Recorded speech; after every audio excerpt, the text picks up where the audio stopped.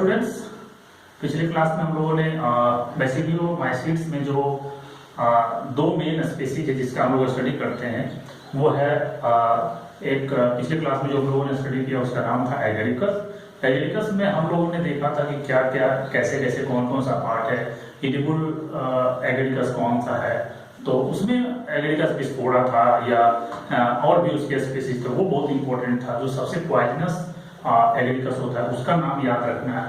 तो ये एग्जांपल्स बहुत इंपॉर्टेंट है, वहां से क्वेश्चन बहुत ज्यादा आता है। आज हम लोग देखेंगे जो पक्षियां, ये भी एक बेसिडियोमाइसीट्स ही है और ये चूंकि रस्ट फंजाई एक तरह का फंजाई का ग्रुप है और पक्षियां में वैसे ग्रुप को रखा गया है जो पक्षियां मैंने पक्षियां जो स्पीसीज है वो किस में रखा गया है, क्या नाम है, बेसिडियोमाइसीट्स में। तो पक्षियां का ये जीनस हुआ और पक्षियां का बहुत सारा स्पीसीज होता है, तो उसी में एक होता है पक्षियां ग्रेमिनीज, ठीक है। तो उसकी लाइफ साइकिल के बारे में हम देखेंगे वो कैसे कैसे इन्फेक्ट करता है, कैसे कैसे वो काम करता है। तो चूंकि पक्षियां है इसका कॉमन नेम है रस्ट फंजाई। रस्ट मतलब होता है ये रस्ट के जैसा, रस्ट मतलब अगर इसका कलर के ऊपर डिपेंड करता है, छोटे छोटे छोटे दाग धब्बे के टाइप के जैसा इसका स्ट्रक्चर बनता है उसी को रस्ट बोला जाता है। जनरली जिस प्लांट पे ये इन्फेक्ट करता है तो उस प्लांट के लीफ पे या स्टेम पे छोटे छोटे छोटे छोटे क्या होते हैं, दाग हो जाते हैं, इसलिए उसको रस्ट बोला जाता है। अब अगर ये ब्लैक धब्बा बनाएगा तो उसको बोलेंगे ब्लैक रस्ट, रेड बनाएगा तो उसको रेड रस्ट, ब्राउन बनाएगा तो उसको ब्राउन रस्ट बोलते हैं, ठीक है। तो ये जो पक्षियां की बात करें, पक्षियां जनरली रस्ट फंजाई कहलाता है। इसी में एक स्पीसीज का नाम है ग्रेमिनीज। पक्षियां ग्रेमिनीज, पक्षियां क्या हुआ, ये जीनस हुआ, ग्रेमिनीज क्या हुआ, स्पीसीज। इसका इसलिए ऐसा नाम दिया गया ग्रेमिनीज। ग्रेमिनी मतलब जो ग्रेमिनी फैमिली पे यानी जो अनाज सीरियल वाले फैमिली पे अटैक करे। चूंकि ये व्हीट प्लांट पे अटैक करता है, व्हीट प्लांट को डिस्ट्रॉय करता है और व्हीट जो है वो ग्रेमिनी फैमिली में आता है, इसीलिए इसका नाम दे दिया गया पक्षियां ग्रेमिनीज। ये पक्षियां ग्रेमिनीज एक ऐसा स्पीसीज है जो ब्लैक रस्ट डिजीज करता है, किसमें, व्हीट के स्टेम पे। मेनली स्टेम पार्ट को ये ज्यादा अफेक्ट करता है, लीफ पार्ट पे भी इन्फेक्शन होता है, लेकिन मेन पार्ट अगर मैं चुनना हो, यहाँ से क्वेश्चन फंसेगा तो ध्यान देना है कि मेनली जो व्हीट का स्टेम है उसको ये बर्बाद करता है, जिसकी वजह से स्टेम क्या होता है, पूरा का पूरा प्लांट नीचे गिर जाता है और वो खत्म हो जाता है, ये खराब हो जाता है। तो ये याद रखना, हालांकि दोनों करता है, व्हीट स्टेम पे भी करता है और व्हीट के लीफ पे भी करता है। तो ये बहुत इंपॉर्टेंट क्वेश्चन होगा।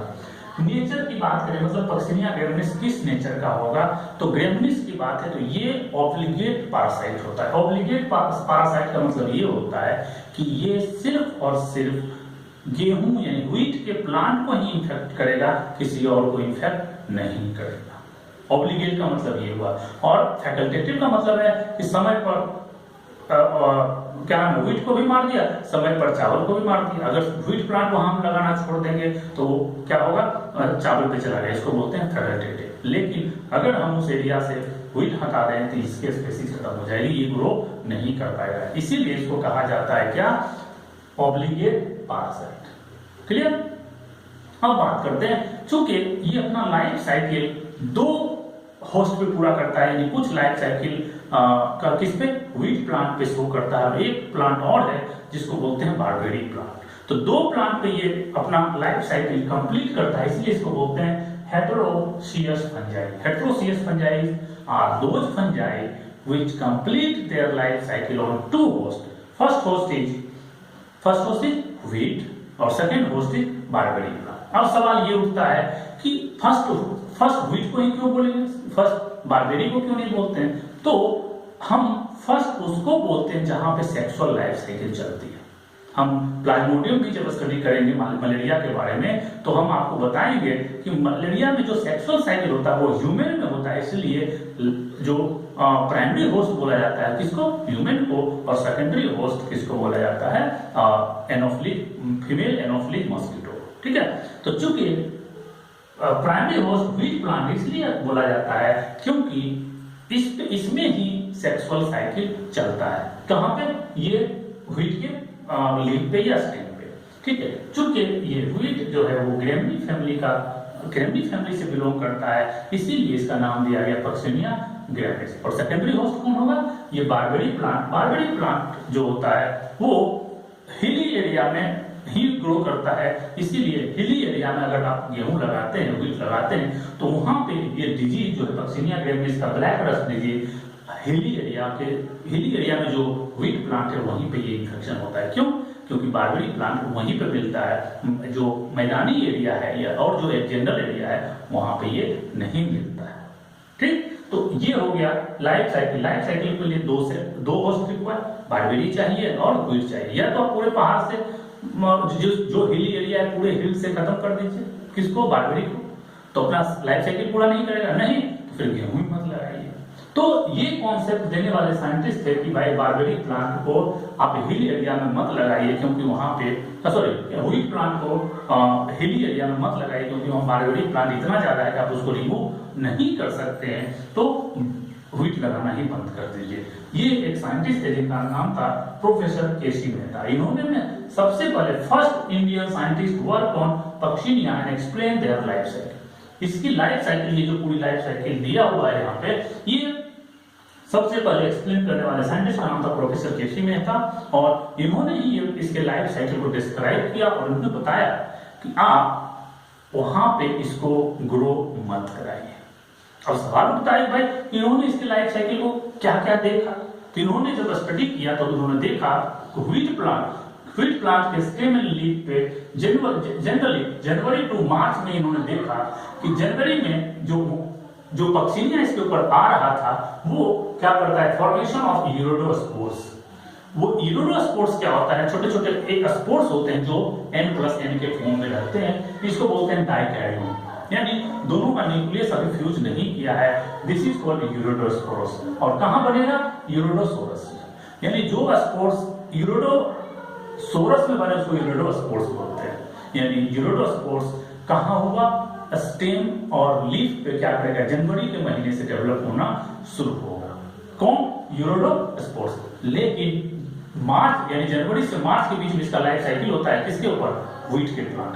तो जैसे ही व्हीट मार्च आएगा, एंड ऑफ मार्च, ये जो यूरोडोस्पोर्स है इट इज डेवलपमेंट ऑफ टेलुडोस्पोर्स। ये कन्वर्ट करता है। एक्चुअली यूरोडोस्पोर्स और टेलुडोस्पोर्स में कोई खास डिफरेंस नहीं होता है, साइज का डिफरेंस होता है, शेप का डिफरेंस होता है।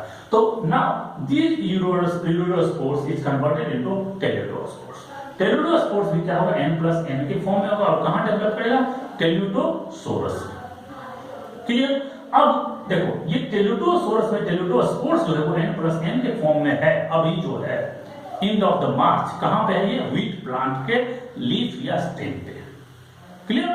अब इस स्टेज को, ये जो स्टेज हुआ टेलुडोस्पोर्स, ये इमेच्योर होता है, ये इस फॉर्म में होता है। ये N+N के फॉर्म में रहता है। अब इस तरह से ये N+N के फॉर्म में रहेगा।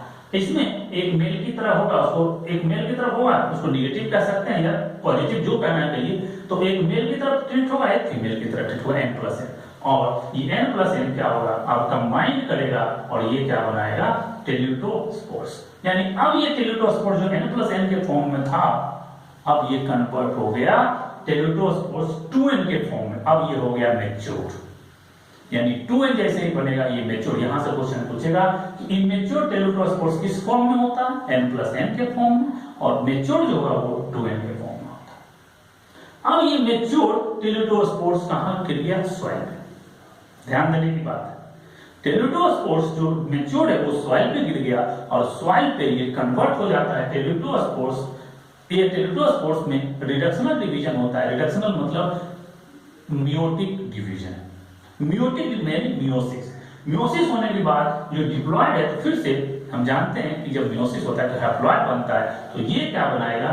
रिडक्शनल डिवीजन से बेसिडियोस्पोर्स।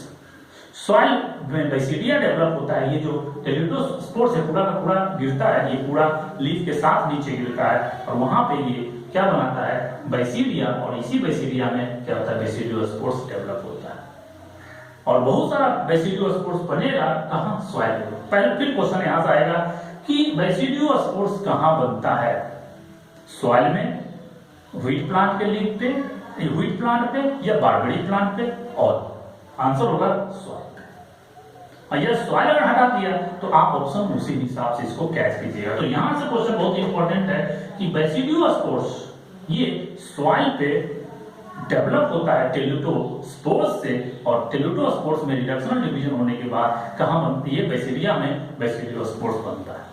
अब यहां से क्वेश्चन बहुत इंपॉर्टेंट है, ये बेसिडियोस्पोर्स रेडी है इन्फेक्शन के लिए किसके ऊपर, बारबेरी प्लांट के। यानी ये प्लांट का कब हुआ, एंड ऑफ मार्च, ये कहां आ गया, सॉइल पे गिरा हुआ है, हवा चलेगी उसके साथ इसका जो स्पोर्स है ये बेसिडियोस्पोर्स ये उड़ के कहां जाएगा, बारबेरी प्लांट, क्योंकि वही हिली एरिया में बारबेरी प्लांट।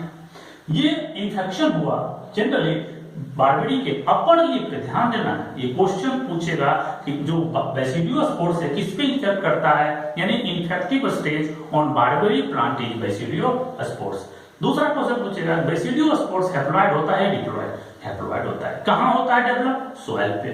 अब ये अटैक करेगा किसके ऊपर, बारबेरी लीफ पर, कहां, अपर सरफेस की लोअर सरफेस, अपर सरफेस पे। ये क्या करता है, बारबेरी प्लांट के अपर सरफेस पे, ध्यान देना अपर सरफेस पे इंफेक्शन करता है, और वहीं पे आफ्टर इंफेक्शन, जब इंफेक्शन हुआ ये हैप्लॉइड, और जैसे ही हैप्लॉइड होगा तो ये क्या करेगा, आफ्टर इंफेक्शन ये क्या करेगा, बेसिडियोस्पोर्स प्रोड्यूस करेगा। बहुत सारा ये बेसिडियोस्पोर्स यहाँ अब ये इन्फेक्ट किया और अपना नंबर बढ़ाना शुरू किया, और बेसिडियोस्पोर्स जब बढ़ाना शुरू करेगा तो वहीं पे कहां, बेसिडियोस्पोर्स इंफेक्शन किया, बेसिडियम बनाया, बेसिडियम के अंदर बेसिडियोस्पोर्स बनाना शुरू हो गया। उसी बेसिडियोस्पोर्स में जो जहां बेसिडियोस्पोर्स प्रोड्यूस होगा वो उसको बोलते हैं क्या, पिक्निडियम।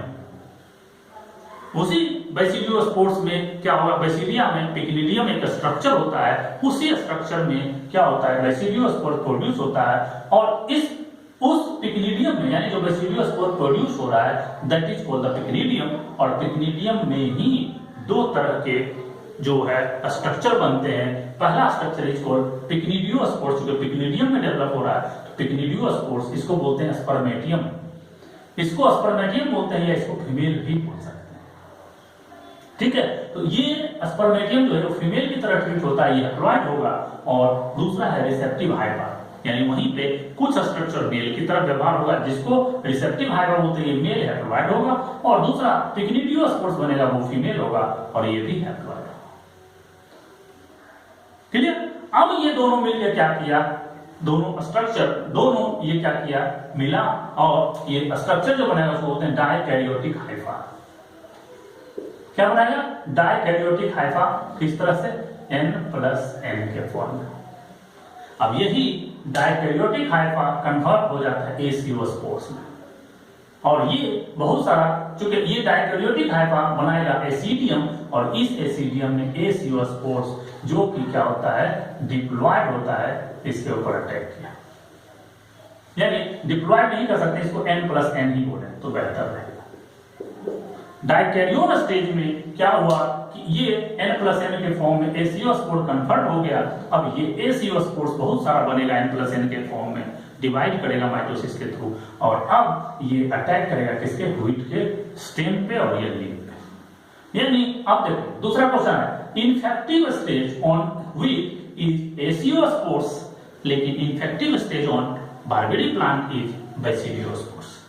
इसीलिए मैंने यहां भी डबल स्टार लगाया और यहां भी डबल स्टार लगाया। क्यों, ये इन्फेक्ट कर रहा है बारबेरी पे, और एसियोस इन्फेक्ट कर रहा है व्हीट प्लांट पे। इस तरह से इसका पूरा लाइफ साइकिल कंप्लीट होता है। फिर से यहाँ पे आया और ये स्ट्रक्चर बनना N+N के फॉर्म में यही आएगा, और यहाँ आके टेलुटोस्पोर्स फिर जाइगोट टाइप का 2N बनाएगा, फिर इस तरह से पूरा लाइफ साइकिल इसकी चलती है।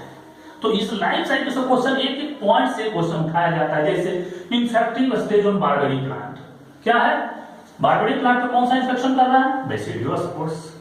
Infective stage on wheat, wheat पे कौन सा इन्फेक्ट कर रहा है, एसियोस्पोर्स। ठीक है, तो अब सवाल उठता है कि जब ये लाइफ साइकिल प्रोफेसर केसी मेहता ने दिया और इन्होंने ये कहा कि हिल एरिया में व्हीट मत लगाइए, लेकिन व्हीट नहीं लगाएंगे तो खाएंगे क्या, इसका सॉल्यूशन कैसे निकलेगा, इसका सॉल्यूशन उन्होंने नहीं बताया।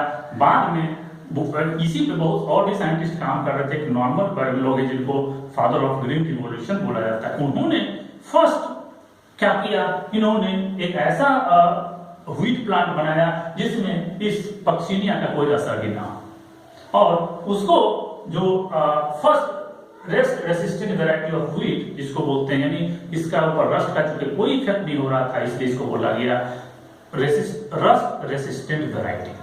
और सबसे पहला रस्ट रेसिस्टेंट वैरायटी बनाने वाले जो पूरे वर्ल्ड में साइंटिस्ट थे वो थे नॉर्मन बोरलॉग, और उन्होंने बनाया था इसको 1971 में। ठीक है, तो 1971 में बना। उसके बाद इंडिया में इन्हीं के साथी थे, इन्हीं के साथ काम करने वाले हमारे इंडिया के साइंटिस्ट थे जिनका नाम था MS स्वामीनाथन। उन्होंने क्या किया, उन्होंने इंडिया में आके इंडिया यानी ये इन्होंने वर्ल्ड में पहली बार किया, लेकिन इंडिया में पहली बार रस्ट रेसिस्टेंट वैरायटी को बनाया। दो वैरायटी इन्होंने बनाया, उसका नाम था सोनारा 64, याद रखिएगा बहुत इंपॉर्टेंट है, सोनारा 64 एंड दूसरा था सरवती सोनारा। सोनारा शब्द याद रखिएगा और स्वामीनाथन एस सब आ गया, सोनारा फिर सोनारा 64 या सरवती सोनारा और स्वामीनाथन, तो ये तीनों एक ही नाम से अटैच्ड है।